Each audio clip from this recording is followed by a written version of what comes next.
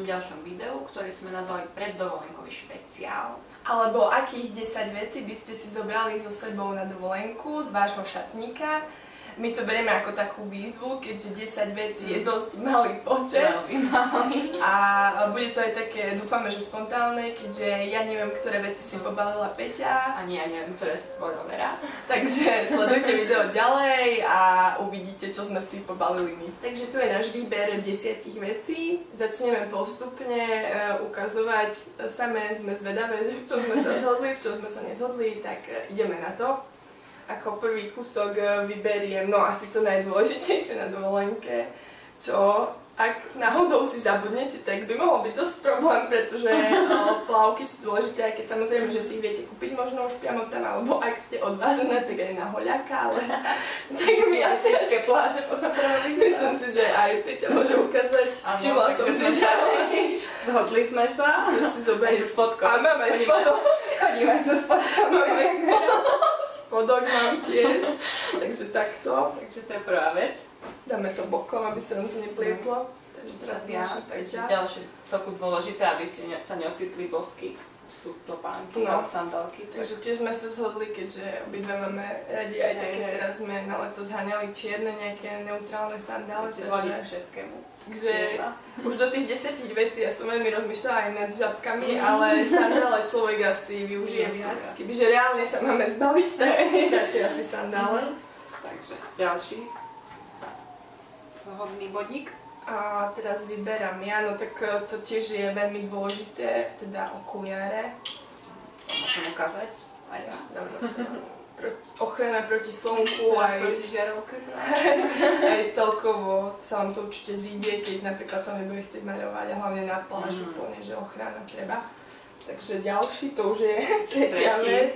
Tretia zhoda. Takže teraz ide vlastne Peťa. Ja tak vyberám na kúsok nejakého oblečenia.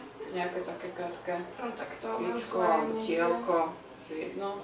Som tiež si vybrala, aj keď nemám klasické, že basic biele tielko, ale v podstate môžeme to považovať, že tielko. Takže to by sme nejako zľavili. Aj keď asi by sme ešte nosili jedno tielko. Vieš, každý večer. No tak to je ktorá vec vlastne štvrtá.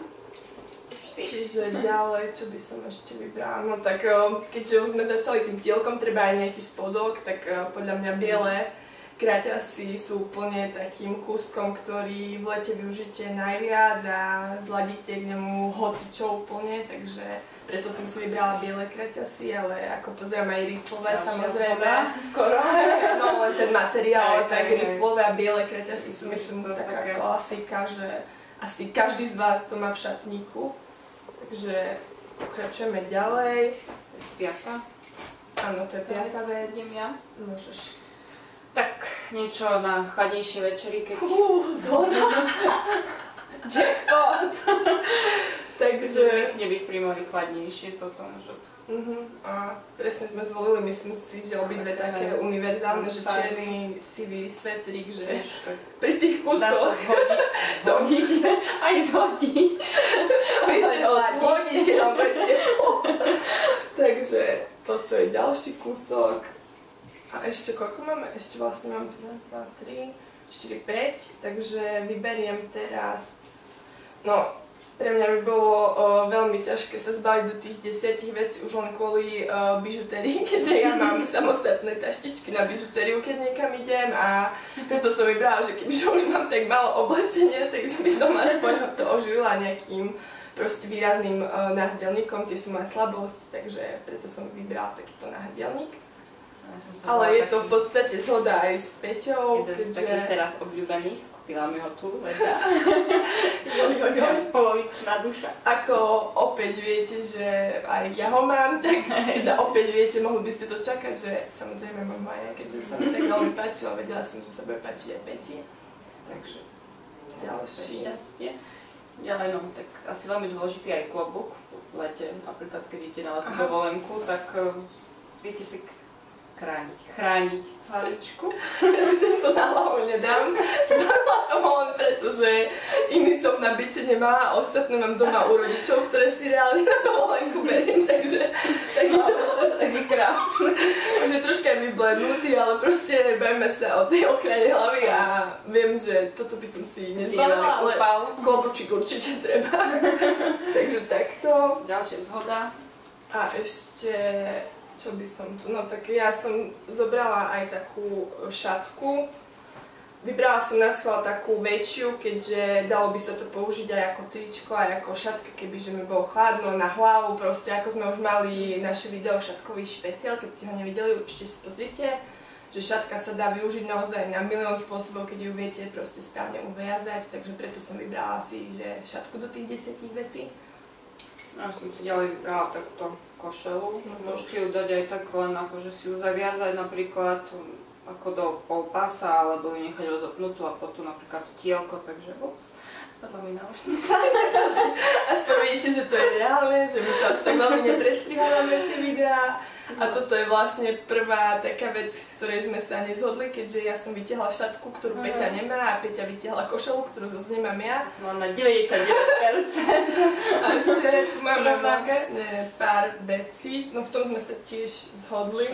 Šaty, akurát ja som vybrala maxi šaty a Peťa také tiež s takým zaujímavým vzorom. Ja sa fakt maximálne teším, kedy si tieto šaty na seba zoberiem, úplne si ich viem predstaviť, že sa k moru podľa mňa alebo takej primorskej destinácii hodia a mám ich už dlhšie, ale čakali na svoju príležitosť, tak dúfam, že teraz ich reálne využijem a oblečiem si ich párkrát na seba.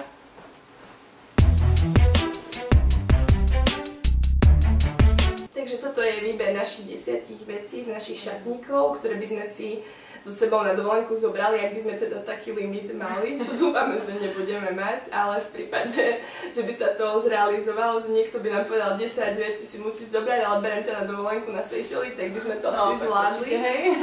A ešte by ste nás veľmi potešili, ak nám do komentov napíšete, ktorých 10 vecí by ste si so sebou na dovolenku zobrali vy, tak určite nám napíšte, bude nás to zaujímať, že čo si zoberiete vy. A ak budeme mať čas a vyjde nám na to čas, tak vám natočíme aj video reálne, čo sme si všetko pobalili. To už bude trošku iná káva, ale ako hovorí môj ocko, auto unesie, takže bude to asi viac ako jeden kufor. Asi mať radšej viac vecí, ako potom plakať, že ste si niečo doma zabudli, čo by ste silou mocou chceli mať pri sebe. Ale keby sme mali týchto 10 vecí, určite by sme obidve prežili, pretože by sme si ich postriedali a tak, takže by sme to úplne zvládli. Takže to chce nám kúpiť dovolenku na Seychelles. A dúfame, že sa vám toto video páčilo, také trocha iné. Ak by ste chceli vidieť nejaké podobné, tak nám kľudne napíšte, lajknite a my sa snažíme niečo natočiť. A ďakujeme, že ste si video pozreli. Ahojte.